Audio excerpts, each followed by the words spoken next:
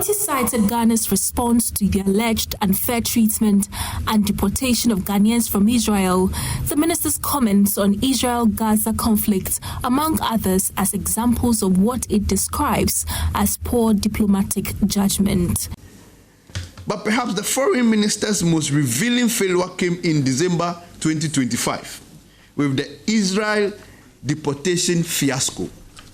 On 7 December, 3 Ghanaian nationals, including conference attendees and a pilgrim, were deported from Ben Gurion Airport.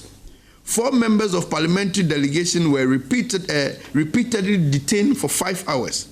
This is undoubtedly humiliating and utterly unacceptable. It is undoubtedly requires a strong protest, a demand for official apology, with a guarantee that such an episode would never ever happen again.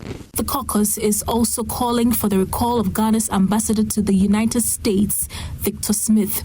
According to the minority, the ambassador has failed to prioritize efforts to get Ghana removed from the list of countries affected by the U.S. immigration visa restrictions.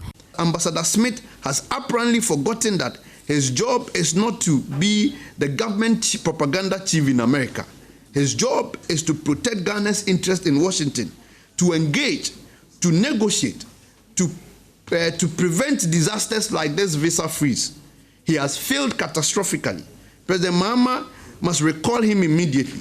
Ghana cannot afford ambassadors who prioritizes press release breaching confidentiality on consular services over diplomatic engagement when our national interests hang in the balance. The minority wants the president to adopt a number of measures to ensure that Ghana is removed from the list of countries whose U.S.